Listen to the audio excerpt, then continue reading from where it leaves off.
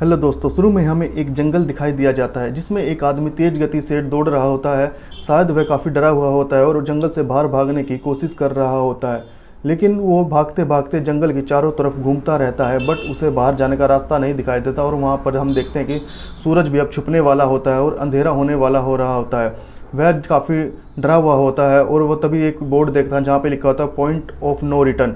इसे देखकर वह काफ़ी डर जाता है और जंगल के चारों तरफ चक्कर काटता रहता है, लेकिन उसे बाहर निकलने का कोई भी रास्ता दिखाई नहीं देता। इस तरह हम देखते हैं कि कुछ पंछी जो कि छुपने की कोशिश कर रहे होते हैं और वह आदमी भी छुपने की कोशिश कर रहा होता है। वह एक पेड़ पर चढ़ जाता है, बदकिस्मती से वो उस पेड़ से भी नीचे गिर जाता है और तभी हम देखते हैं कि कोई चीज़ उसको खींचकर एक गहरे गड्ढे में ले जाती है और यहीं पर यह सीन समाप्त हो जाता है। और अगले सीन में हम देखते हैं कि एक लड़की दिखाई जाती है जिसका नाम होता है मीना। वह एक स्टोर पर काम कर रही होती है और उस स्टोर का मालिक उसे कहता है कि तुम इस पैरेट को जंगल में या किसी जू में छोड़ आओ। तो वो उसका मालिक उसे पैरेट को ले जाने के लिए कहता है। वह उस पैरेट को अपने घर में ले आती है और उस पैरेट को अपने रूम में रख देती है और उससे अगले दिन वह गाड़ी लेकर उस पैरेट को जू में छोड़ने के लिए चली जाती है। लेकिन तभी वह रास्ता भूल जाती है और उसी जंगल की तरफ चली जाती है जिस जंगल में हमने उस आदमी को रात को भागते हुए देखा था। और यह लड़की भी उसी जंगल में चली जाती है। उस लड़की कोई भी रास्ता वहाँ पर दिखाई नहीं देता और वह जंगल के अंदर चली ही जाती है और वहाँ पर कोई नेटवर्क भी नहीं होता जिससे वो किसी को कॉल कर सके। फिर वह लड़की उतर कर देखती है और उसे भी वही बोर्ड दिखाई देता है जो उस आदमी को दिखाई दिया था। अब यह लड़की पैदल चलती रहती है और अंधेरा भी काफ़ी हो जाता है। वह वही पंछी देखती है जो पंछी रात को होते ही वहाँ से भाग जाते हैं। अब यह लड़की जंगल में एक बूढ़ी औरत को देखती है और उसको देखकर यह काफ़ी डर जाती है और उस औरत का वह पीछा करने लगती है। वह बूढ़ी औरत एक दरवाजे के पीछे चली जाती है और उस मीना नाम की लड़की को कहती है कि अगर अपनी जान बचाना चाहती हो तो तुम भी घर के अंदर आ जाओ। लेकिन तभी मीना भागते हुए अपनी जान बचाती हुई उस घर के अंदर चली जाती है और वह देखती है कि वह कोई घर नहीं था, वह तो एक सेफ हाउस है। और वह उस सेफ हाउस में चली जाती है और हम वहाँ देखते हैं कि वहाँ पर काफ़ी लोग एक शीशे के सामने खड़े हैं और वो सब उस मीना को कहते हैं कि यह एक सेफ हाउस है और तुम जहाँ से बचकर आई हो वहाँ पर बाहर बहुत सारे मॉन्स्टर हैं। तभी वो मॉन्स्टर वहाँ आते हैं और उनको देखने लगते हैं।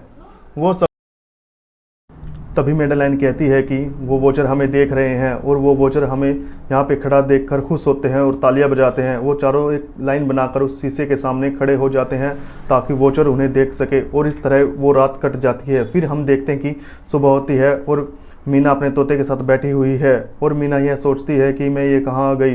तभी वो लोग बाहर जाते हैं और खाना इकट्ठा करने की कोशिश करते हैं। तभी वो बूढ़ी औरत कहती है कि हम भी काफ़ी सालों से ये कोशिश कर रहे हैं कि हम यहाँ से निकल जाए, पर हम नहीं निकल पाए और शायद कभी निकल भी ना पाए। तभी मीना वहाँ से बाहर निकलने का रास्ता देखती है और अपने तोते को भी साथ ले जाती है, लेकिन वहाँ पे उसे कोई रास्ता बाहर जाने का दिखाई नहीं देता। वो भागती हुई एक सूरज की रोशनी की तरफ जाती है, लेकिन वहाँ उसे कोई रास्ता नहीं दिखाई देता और वहाँ पे आगे खाई दिखाई देती है और भागते हुए वापस आती है और वहाँ पर एक बोर्ड लगा होता है पॉइंट ऑफ नो रिटर्न, जो कि हमें शुरू में फिल्म में दिखाया गया था। वह थक कर अपने आप को काफ़ी थका हुआ और काफ़ी डर हुआ महसूस करती है। फिर वह जंगल से दूसरी तरफ जाती है जहाँ पर जाने का कोई रास्ता नहीं होता और वह काफ़ी डक जाती है। तभी मेडेलिन आती है और कहती है हम भी यहाँ से निकलने की बहुत कोशिश कर चुके हैं, लेकिन हम यहाँ से निकलने पर कभी कामयाब नहीं हो पाए और ये सब ऐसे ही चलता रहता है। तभी मेडेलिन उसे कहती है कि जल्दी चलो, हमें रात होने वाले नहीं तो वो मॉन्स्टर वापस आ जाएंगे और हमें मार डालेंगे। ये सब सुनकर मीना उस बूढ़ी औरत के साथ चली जाती है और ये बूढ़ी औरत उसे बताती है कि यहाँ पर बहुत सारे मॉन्स्टर है और ये जितने भी बोर्ड लगे हुए हैं पॉइंट ऑफ नो रिटर्न के, ये इस जंगल के हर तरफ कोने में लगे हुए हैं, ये एक सर्कल में लगे हुए हैं। वो बूढ़ी औरत उसे ये भी कहती है कि ये जंगल बहुत ही भयानक है, प्लीज़ रात को इस जंगल में बाहर मत निकलना। इस पर मीना कहती है ठीक है, मैं इस जंगल से बाहर नहीं निकलूँगी। तो मीना कहती है ये सब किसने बनाया है? तो वो बूढ़ी औरत कहती है कि प्रोफेसर ने बनाया है। फिर हम देखते हैं कि रात होती है और ये लोग अपने उस सेफ हाउस में आ जाते हैं और गाना चलाकर डांस करने लगते हैं। कीरा डांस करती है ताकि वह उन वॉचर को खुश कर सके। वॉचर इन लोगों को देखकर काफ़ी खुश होते हैं, इसलिए ये लोग ऐसी एक्टिविटी करते हैं और डांस करते हैं। मीना ये सब देखती रहती है, बट मीना को कुछ भी समझ में नहीं आ रहा होता कि ये सब क्या हो रहा है। और फिर हम अगले दिन देखते हैं कि ये सब लोग अपनी ज़रूरत का सामान लेने के लिए जंगल की तरफ जाती है। और कीरा कहती है मीना को कि हम काफ़ी सालों से यहाँ पे है और यहाँ पे हम फंसे हुए हैं, लेकिन हमें बाहर जाने का कोई रास्ता दिखाई नहीं देता। कीरा मीना को ये भी बताती हैं कि वॉचर यहाँ पर आते हैं और हमें देखते हैं, बट हमें कुछ नहीं कहते क्योंकि हम उन्हें खुश करते हैं डांस करके। फिर वो कीरा मीना को एक गड्ढा दिखाती है। वो कहती है कि इसी गड्ढे में वो सारे वॉचर रात को निकलते हैं और दिन में इसी गड्ढे में चले जाते हैं, क्योंकि यहाँ पर सूरज की रोशनी नहीं आती, इसलिए वो रात को यहीं रहते हैं। और वह कहते हैं कि मैं काफ़ी सालों से यहाँ पे फंसी हुई हूँ।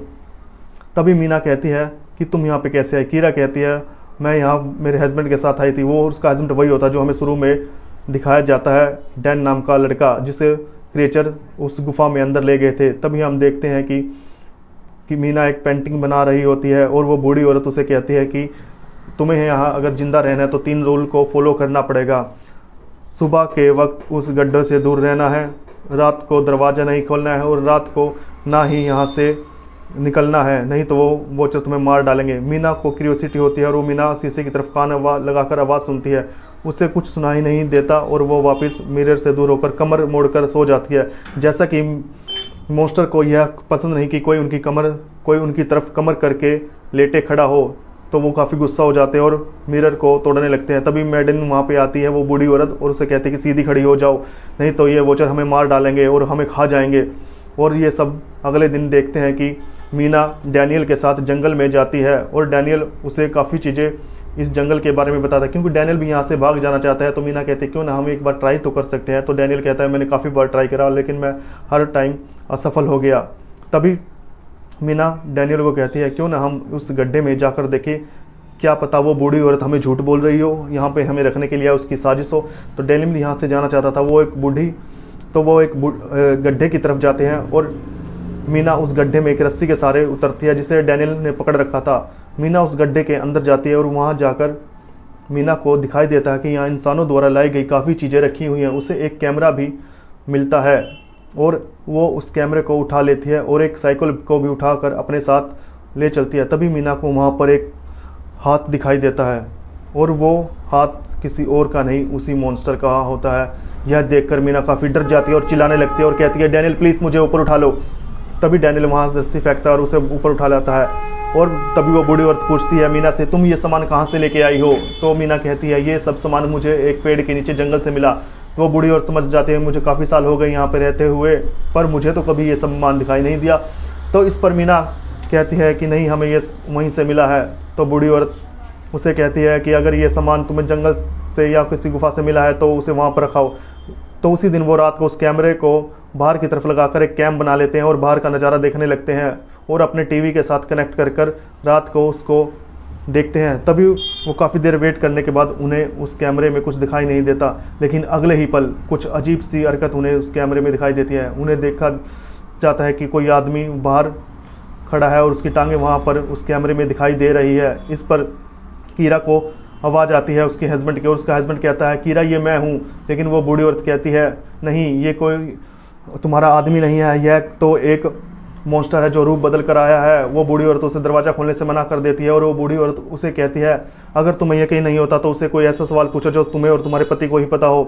तो उस पर कीरा पूछती है कि उस किताब का नाम बताओ जो मैं हमेशा पढ़ती थी। और वो उस क्रिएचर्स को कहती है कि प्लीज़ उस किताब का नाम बताओ, बट वो क्रिएचर उस किताब का नाम नहीं बता पाता। और मैडलेन कहती है कि वो क्रिएचर तुम्हारा पति नहीं है, वो एक मॉन्स्टर है। और वो तभी मॉन्स्टर सारे इकट्ठे हो जाते हैं और उनके कैमरे को भी तोड़ देते हैं और वो सारे उस शीशे की तरफ हमला कर देते हैं। तभी मैडलिन आगे आती है और कहती है प्लीज़ हमें छोड़ दो, प्लीज़ हमें छोड़ दो। और वो आगे उनको शांत करती है और वो सारे क्रिएचर शीशा तोड़ना बंद कर देते हैं और फिर वे सारे इकट्ठे हो जाते हैं। और कहती है मैडलिन कहती है कि वो तुम सामान जो लेके आई थी वो कहाँ से लाई थी। इस पर मीना को सच बताना पड़ता है। वो कहती है कि वो सामान मैंने उस गड्ढे से चुराया था। तभी वो मैडलाइन उस सारे सामान को उस गड्ढे में वापस फेंक देती है जिस गड्ढे से मीना वो सामान लेकर आई थी और उन्हें ऐसा दोबारा ना करने को कहती है। अगर ऐसा तुमने दोबारा किया तो वो क्रिएचर हम सबको मार डालेंगे।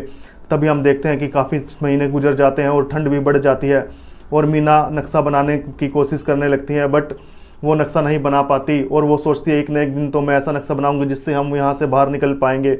मीना ये सब करती रहती है, बट वो कभी भी वहाँ तक नहीं पहुँच पाती और ना ही उस नक्शे को बना पाती। फिर मीना देखती है कि डैनियल और उस बूढ़ी औरत का झगड़ा हो गया है और वो उस बूढ़ी औरत को मारने की कोशिश करता है और डैनियल उन मीना को और उस बूढ़ी औरत को बाहर ही छोड़ देता है। और इसमें देखते हैं कि हम अंधेरा होने वाला होता है और रात हो रही होती है, तभी वो मॉन्स्टर बाहर निकलने वाले हो ही रहे होते हैं और सारे पक्षी भी उड़ जाते हैं। तभी बूढ़ी औरत मीना को लेकर एक पेड़ की छाल में छुप जाती है और हम तभी देखते हैं कि हमें वो मॉन्स्टर का हाथ दिखाई देता है और वो मॉन्स्टर काफ़ी भयानक भी होते हैं। वो मॉन्स्टर सारे उस तरफ भागते हैं और शीशे की तरफ देखने लगते हैं। वो देखते हैं कि वो मॉन्स्टर काफ़ी बड़े और बहुत ही ज़्यादा लंबे होते हैं और वो सारे मॉन्स्टर इकट्ठे होकर उस शीशे में देखते हैं और वो मॉन्स्टर पाते हैं कि उस शीशे में 2 लोग नहीं हैं और वो मॉन्स्टर उन लोगों को खाने के लिए उनको ढूंढने लगते हैं। तभी इस वक्त का फ़ायदा उठाकर मीना और वो बूढ़ी औरत वापस दरवाजे की ओर जाती है और उस डैनियल को बोलती है कि प्लीज़ डैनियल दरवाज़ा खोल दो, नहीं तो ये जानवर हमें खा जाएंगे। और वो बूढ़ी औरत अंदर जाकर डैनियल का गला पकड़ लेती है और कहती है कि तुमने क्यों किया। तभी क्रिएचर वहाँ आते हैं और उन पर हमला करने लगते हैं। वो शीशे की तरफ खड़े हो जाते हैं। वो बूढ़ी औरत उन्हें बताती है कि मैं यहाँ पर इन क्रिएचर पर रिसर्च करने के लिए ही आई थी, बट मुझे पता लगा कि ये कोई फेरी या कोई परी नहीं है, ये तो बहुत ही ज़्यादा खतरनाक मॉन्स्टर हैं और इन मॉन्स्टर से बचने के लिए मैं बाहर भी निकलना चाहती थी और मुझे मेरी तरह का भी एक मॉन्स्टर दिखा।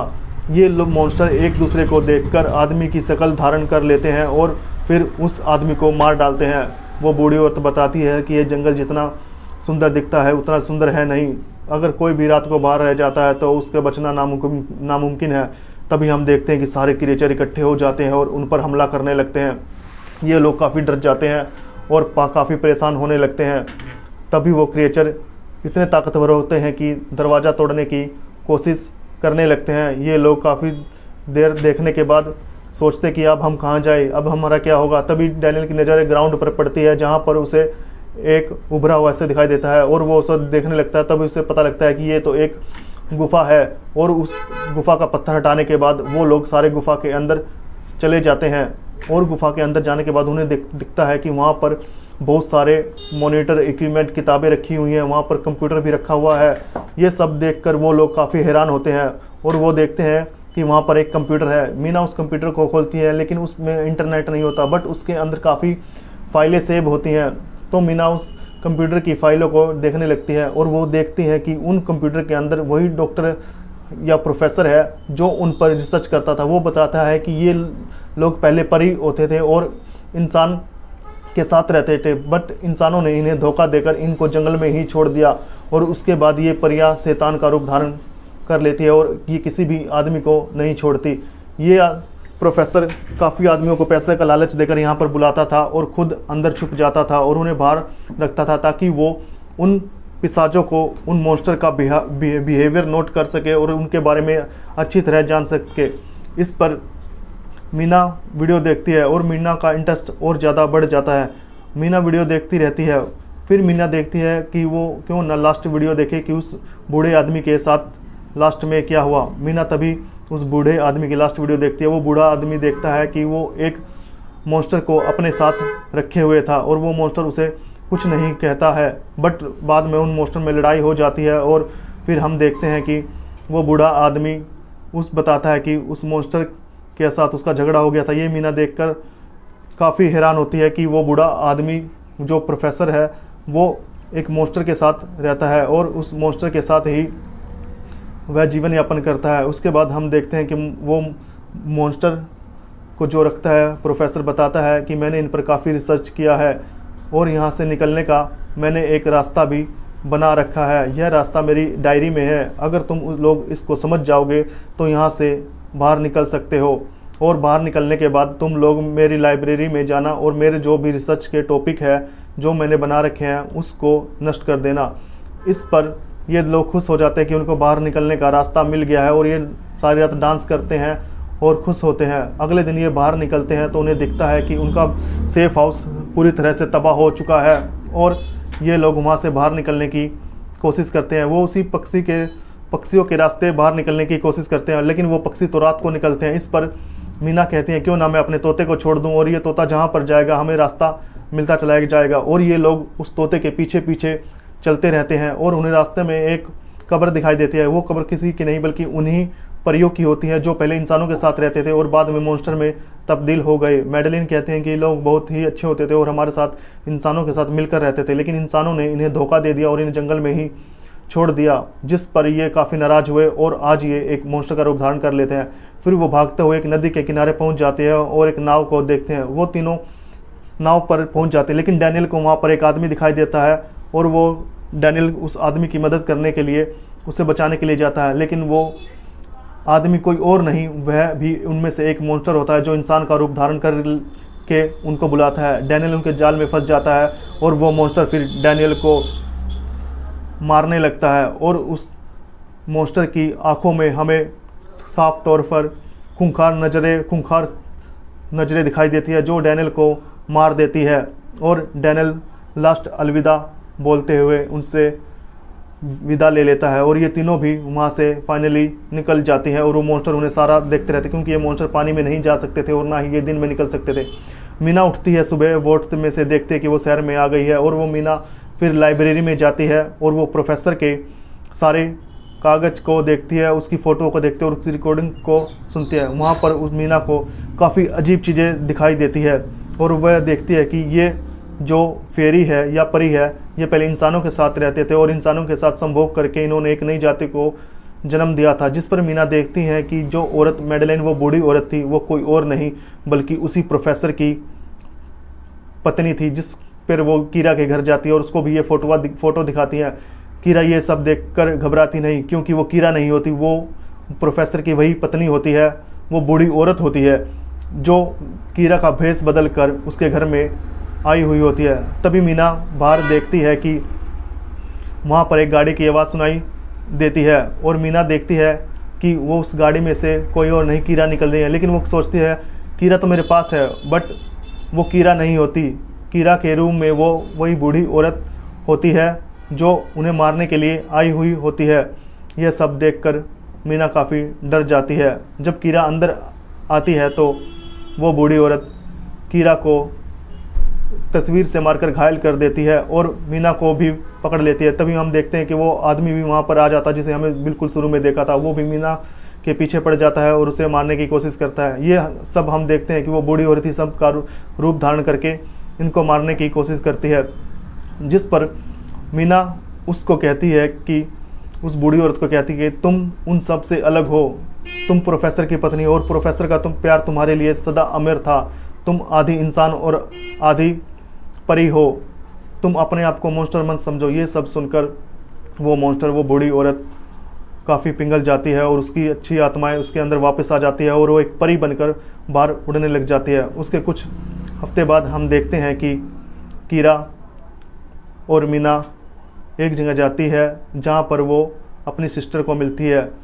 मीना अपनी सिस्टर को देखकर काफ़ी खुश होती है और उसे ये सब सारी बातें बताती कि हमने क्या किया। तभी मीना देखते उसे खिड़की के बाहर एक बच्ची खड़ी है जो उन्हें काफ़ी देर से घूर रही थी, देख रही थी, और हमें पता लगता है कि ये और नहीं वही बूढ़ी औरत मैडेलिन होती है। और यहीं पर ये फिल्म समाप्त हो जाती है। प्लीज़ चैनल को सब्सक्राइब करें। Thank you.